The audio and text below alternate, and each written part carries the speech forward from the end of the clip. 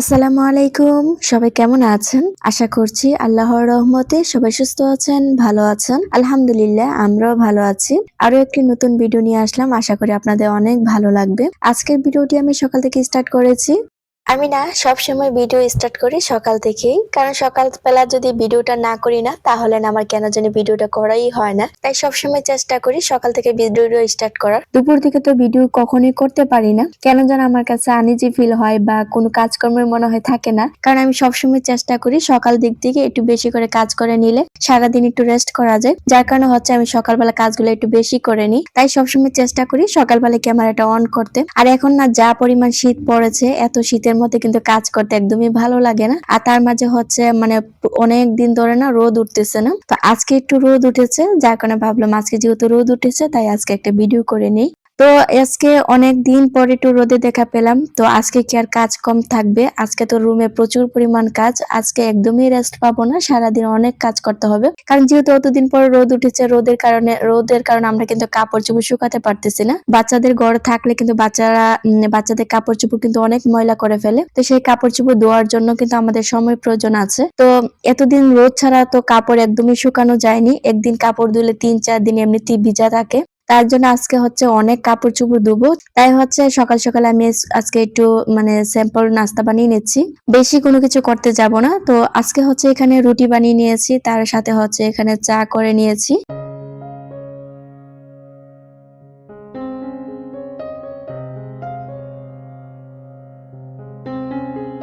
সকালের নাস্তাটা আমি রেডি করে নিয়েছি হচ্ছে এখানে রুটি নিয়ে নিয়েছি, তারপর হচ্ছে ১ কাপ চা করে নিয়েছি। আর এটা হচ্ছে আমার জন্য নাস্তা। তো বাচ্চারা খাওয়া-দাওয়া করে তারপরে হচ্ছে ওরা মাদ্রাসায় চলে গিয়েছে। আর আমি আর আমার ছোট মেয়ে বাসায় আছি। তো আমি আর ওই নাস্তা করে নেব। আর ওরা যেহেতু নাস্তা করে নিয়েছে তাই হচ্ছে এত প্যারা নেই। তো এখন হচ্ছে আমি নাস্তাটা করেই হচ্ছে আমি ২ বালতি কাপড় ভিজিয়ে রেখেছি। সেই কাপড়গুলো ধুয়ে তারপর হচ্ছে ছাদে মেলে দিয়ে আসবো।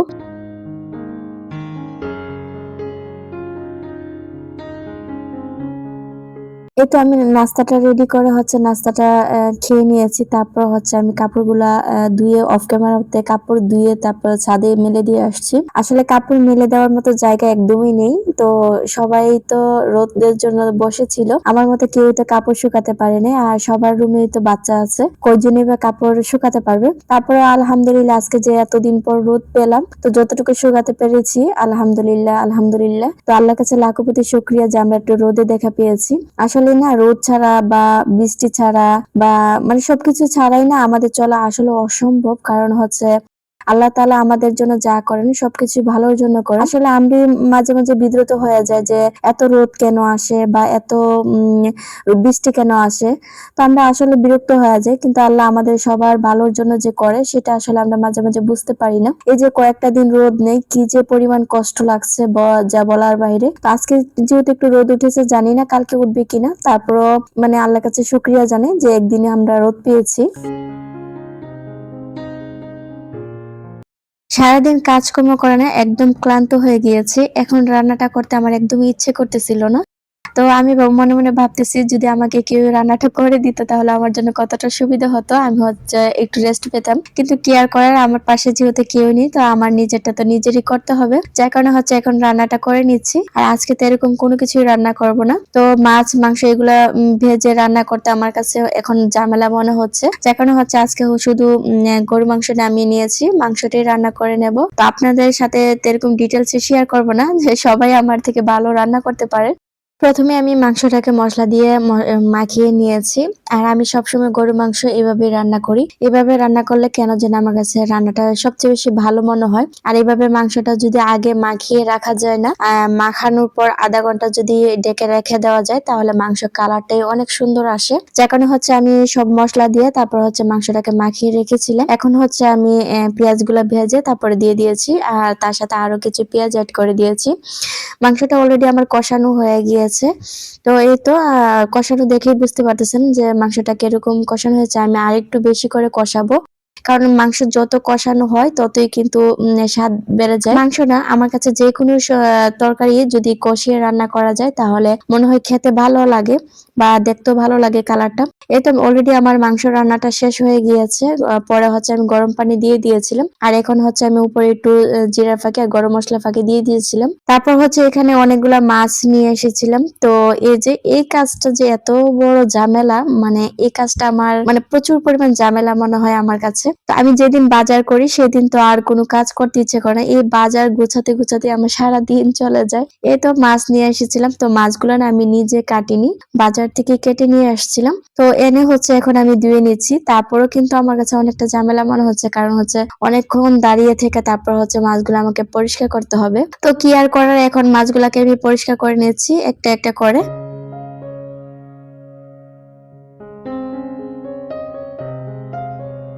আচ্ছা, আপনাদের মাঝে তো এতক্ষণ অনেক কথা বলে ফেললাম। তো আমি জানি না এখনো পর্যন্ত কেউ আমার ভিডিওতে আছেন কিনা, আমার বকবক শুনছেন কিনা। যদি কেউ থেকে থাকেন, লাইক দিতে যদি ভুলে যান, প্লিজ একটা লাইক দিয়ে দিবেন। আর আমার চ্যানেলে যদি কেউ নতুন হয়ে থাকে, আমার ভিডিও দেখে যদি আপনাদের কাছে ভালো লেগে থাকে, চাইলে আমার চ্যানেলটি সাবস্ক্রাইব করে রাখতে পারেন। পাশে থাকা বেল অল অপশনে ক্লিক করে রাখবেন, এতে করে আমি যখনই ভিডিও ছাড়বো সাথে সাথে নোটিফিকেশন পেয়ে যাবেন। আর আপনি যদি এই কাজটি আরো আগে করে থাকেন তাহলে আপনাকে অসংখ্য ধন্যবাদ। আমি হচ্ছে এখানে মাছ মাংস সবকিছু পরিষ্কার করে নিয়েছি, তারপর হচ্ছে এগুলো এখন আমি বক্স করে নিচ্ছি। আমি যে মাছের বাজারটা মাছ মাংস বাজারটা করেছি, এখানে হচ্ছে 2000 টাকা অলরেডি বাজার করেছি। এই সবগুলা বাজার না আমার 1 মাসের ভিতরে চলে যাবে। আমি যখনই বাজার করি মোটামুটি আমি এরকম ভাবে করি, যেহেতু আমরা মানুষ কম তাই সবসময় চেষ্টা করি কম করে বাজার করার, তারপরে কিন্তু মাসের মতো চলে যায়। কারণ হচ্ছে দেখা যাচ্ছে যে এরকম বেশি খাওয়া হয় না, তো যেরকম খাওয়া হয় না কেন মাছ ছাড়া কিন্তু কোনো তরকারি রান্না করা যায় না। তো এই যে কয়েক কেজি আনলেই কি হয়, অনেকগুলো হয়ে যায়। তো এখানে হচ্ছে আমার প্রায় 1 মাসের জন্য মাছ মাংসের বাজারটা করে নিয়েছি।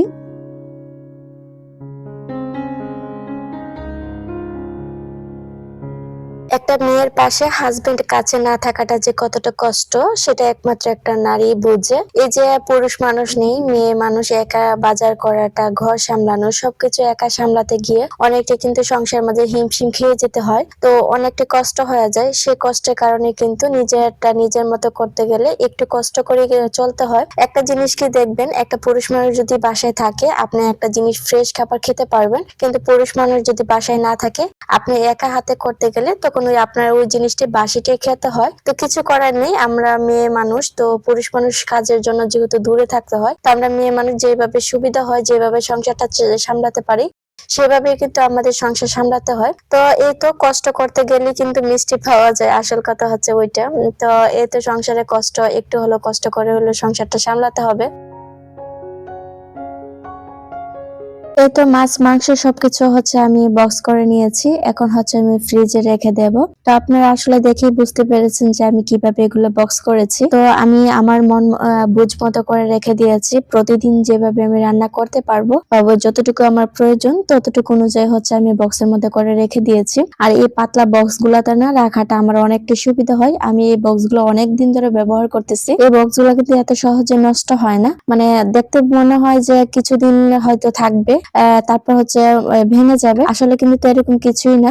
একদম নরমাল বক্স গুলোই কিন্তু ব্যবহার করতে সবচেয়ে বেশি সুবিধা, যার কারণে হচ্ছে আমি এই বক্স গুলো সবসময় ব্যবহার করি। যখনই আমার বেশ একটা মাছ বা মাংস যেটি বক্স খালি হয়ে যাবে সাথে সাথে হচ্ছে আমি ধুয়ে শুকিয়ে তারপর হচ্ছে আলাদা করে রেখে দিই, যার কারণে হচ্ছে আমারটা অনেকটা সুবিধা হয়ে যায়। তো এই তো আমি গতকালকে হচ্ছে ফ্রিজটাকে পরিষ্কার করে নিয়েছিলাম, যেহেতু আমার ফ্রিজ একদম খালি, ফ্রিজের মধ্যে কোনো কিছুই নেই, যার কারণে হচ্ছে ফ্রিজটা পরিষ্কার করে তারপর হচ্ছে মাছ মাংস রেখে দিয়েছি। পুরো ভিডিওটা দেখে আপনাদের কাছে কেমন লাগলো অবশ্যই কমেন্ট করে জানাবেন। আর কেউ যদি লাইক দিতে ভুলে যান প্লিজ একটা লাইক দিয়ে দিবেন। তো আজকের মতো ভিডিওটা এখানে শেষ করে দিয়ে আবার দেখা হবে নতুন কোনো ভিডিওতে। সবাই ভালো থাকবেন, সুস্থ থাকবেন। আল্লাহ হাফেজ, আসসালামু আলাইকুম।